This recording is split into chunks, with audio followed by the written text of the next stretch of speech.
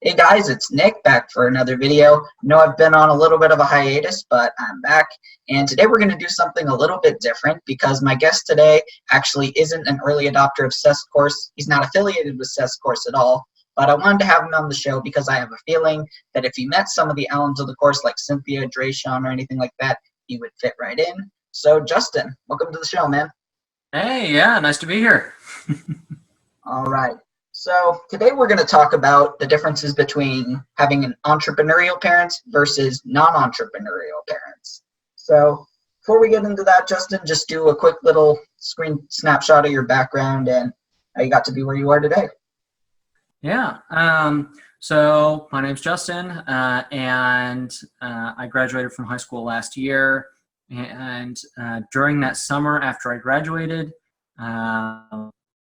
both my parents at the time, my mom is a executive life coach, and my dad being a CFO of a small business, they both needed some help with marketing, so I dabbled around that in the summer. I went off to college into Washington State University to try some engineering. I didn't like what they were teaching me. It wasn't interesting, and the college curriculum, it and I had some disagreements. And so I turned that hobby that I had in the previous summer, found a mentor in a program similar but different to the ones that you guys are all in, and came back home, and for the past 6 months I've been working on that.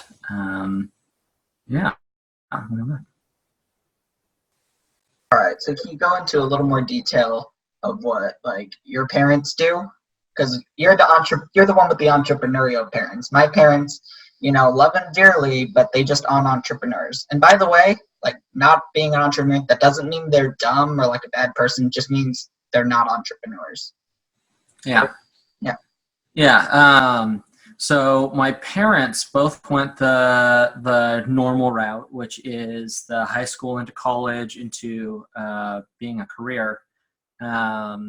And they both went into Microsoft for a couple decades. They did really well there, but they decided that that wasn't really what they wanted to do anymore. And so my mom left 5 years or so before my dad, and she went and started up her own executive coaching business with a few executive coach friends of hers. And after my dad left, he basically downsized to a small heater manufacturer company, and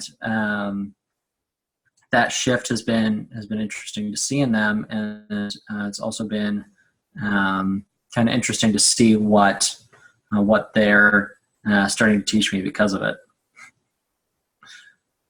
So you've been kind of in a little fortunate situation because you've had like a more entrepreneurial background than most other people have. Because most people like aren't entrepreneurs; they have parents that aren't entrepreneurs. Yeah. As for my parents are both in the law industry. They actually, or the legal field. They actually met in law school. My mom is a lobbyist, so for police unions, so she pretty much makes sure that the police officers don't get fucked over when like the people in Olympia are making like new laws about it. So that's what my mom does. My dad, he is a consultant for the Office of Elections over in Hawaii, which was where he lives. I'm not entirely sure what he does there, but I know he still uses his law degree. But for most of their lives, they've been, pretty standard jobs. It's 9 to 5, although my mom works remotely now. It's still like, salaried employee, you get benefits, you have this much. They never really tried to start their own business. And so I haven't really grown up in that environment. And even today, I don't really consider myself entrepreneurial. I'm like semi-entrepreneurial just because I don't like starting a business is never really something I pictured myself doing. But I guess one of the first questions I have here is, from your background, how do you perceive risk and failure? Yeah, and I'm a little bit extreme in my view on failure, which is failure is never bad. The only case in which I make an exception to that is if there is permanent injury, such as death. In my eyes, failure is the sign that you need to continue to grow, right? Failure is the sign that you are trying something that is new to you, which is always a positive in my eyes, and that there is more room for you to grow, which is also a positive. And so when I look at failure, I see opportunities, right? I look to the future and I see the opportunities that I have to grow so that I can try again with more knowledge and more skill and come back and do better than if I had just barely succeeded the last time. And so failure to me is actually a really good positive. And I definitely see that being an outlier to the vast majority of people that I meet. So for me, I still think failure is kind of a bad thing. Like, you definitely don't want to keep failing, but you should be okay with failing a little bit at first, simply because nobody bats 1,000. Like, the first time you try a marketing campaign, probably gonna suck. The first time, your first job, probably gonna suck. So, like, I think people are a little bit too perfectionist for their own good. They don't like failing at all. Mm-hmm. And obviously, you don't want to keep failing. But I think that a healthy dose of failure at the beginning is good. But that's my take on it.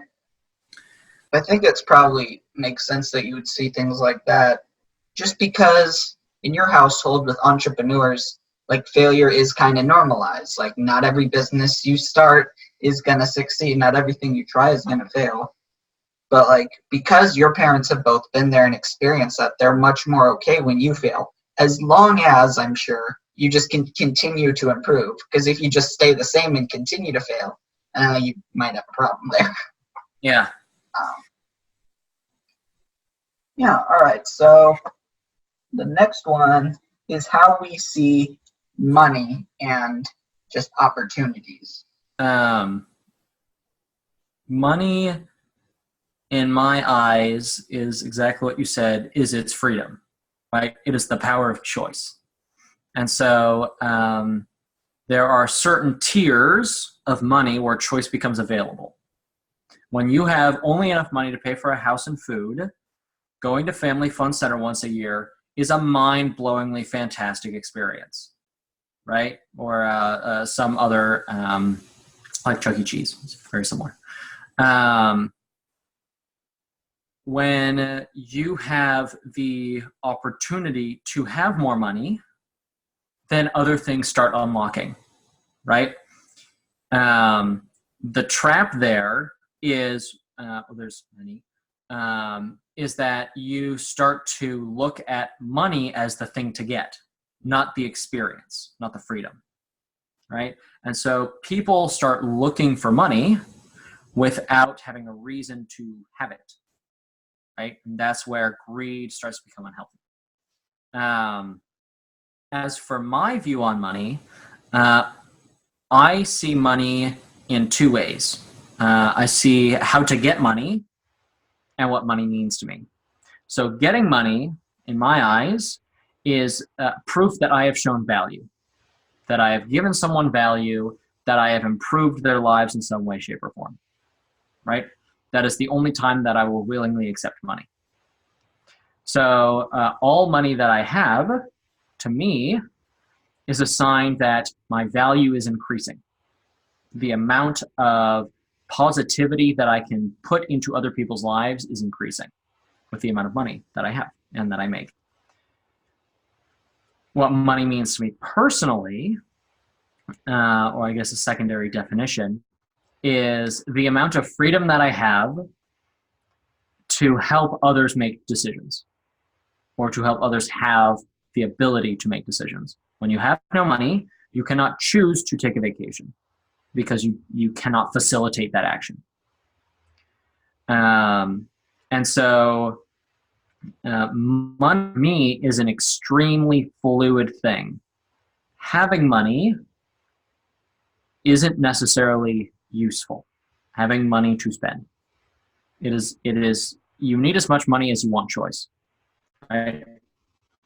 So when I look at the amount of money that I want, it changes with the type of people that I hang out with and the dreams and visions that I have for myself going forward. And so going fully risk with my money, because it ebbs and flows so much, riskier investments to try and help a startup, for example, or help fund a friend's trade school education. That for me is worthy because it gives them choice. They can do something. So money itself doesn't have value once I have it. It's the transactional value of it that matters. Money for me, it's mostly just a tool that's going to allow me to do what I want. Because, a few months ago, I went to New York, spent my spring break there. I didn't really go all out, didn't stay in a fancy Airbnb, but it was a tool so that I could not only go somewhere that I've never been before, but to meet my friends. Like I got to meet Drayshawn, Cynthia, and all that, which was awesome. But making money for the purpose of making money, it's just not worth it to me. The reason I want to make a good amount of money is so I can have financial freedom, so I can go and live the life I want. Yep. Like Very true. I personally don't really need to be a millionaire. Just make like a few $100,000 a year. That's good enough for me. One of the big differences, because I haven't exactly been like super broke, but there have been times where I've been a little tight on money. And my mom, and I think my dad too, came from an environment where they didn't have a lot of money. So I think one of the big differences between like having entrepreneurial parents and non-entrepreneurial parents, it's kind of, for lack of a better term, the respect you have for money. Because personally, I always like having a baseline amount of stuff, kind of like a rainy day fund, like if something suddenly happens. So I guess one disadvantage with having non-entrepreneurial parents is that you're kind of ingrained to take a little bit less risks or more calculated risks, which is kind of an advantage too, because not wanting to take too many risks is kind of evolutionary. It's probably what kept us alive. Mm-hmm. But on the other end of the spectrum, you with your entrepreneurial parents, you're probably more comfortable with risk, which in and of itself could be an advantage, because typically the higher risk there is in something, the higher potential reward. So, yeah. And the last thing that I want to say on this is that is when we talk about money, most people think about the amount of money that they have as equivalent to the value that they exist as, right? That's why I tried to be specific in that money has no meaning to me other than its transactional value. Once I have it, then it's like, okay, it's a number, right? Sort of amorphous. When I get it, it means that I've shown value. And when I give it, it means that I give value, right? That's when it matters to me. And so being able to be risky with the amount of money that doesn't really have a large meaning to me personally, being able to be risky in that and to put my education and my logic to use through that is something that comes very naturally, because now it has a transactional use. And there's a lot of discussions on this topic about investment and so on and so forth. But that's where it gives me the choice to be risky with my investments. true. But at the same time, like, just the disclaimer, guys, we're talking about risk. That doesn't mean you should be stupid with your money. Don't like go blow it on lottery tickets or anything like that. That's entirely different. Yeah, right. High risk is like putting all of your money in one type of business because that business is booming right now. That is a high risk move. Is it a smart move? Yes. Do you want to keep your money there? No. But it requires a lot more effort the more risk you put in. But stupidity is stupidity, and I don't know how to help you. Yeah. And I guess so the last question here is, in your opinion, can or should everyone be an entrepreneur? Maybe I have to phrase this. I guess the way that I would phrase it would be, yeah, I'll go this way. I'm going to start with no. I do not think everyone should be an entrepreneur. for these reasons. The first one is that certainty is a large part of a lot of people's lives. And many people get that from having a 8-hour day in which they know exactly what's going to happen, come home at a certain time, go through the exact same traffic, be home, and then deal with all of their family issues that cause a lot of uncertainty in their lives. You don't get that when you're an entrepreneur, especially not at the beginning. You do not get certainty. So if you look at your life and say, the most certain thing about my life is my job, do not be an entrepreneur. It is not the time. If you need money quickly, do not be an entrepreneur. Entrepreneurship takes time. If you have bills you need to pay right out the gate, do not be an entrepreneur. The only caveat is if you are a part-time entrepreneur, full-time worker. If you work 8 hours a day and then are an entrepreneur for the other 4. That is the only exception I would make that. And the last part is that I would not suggest you're an entrepreneur if you have a problem with failing. Failing is the most frequent action that you will have taken ever as an entrepreneur. That is part of the deal. You do not have a choice.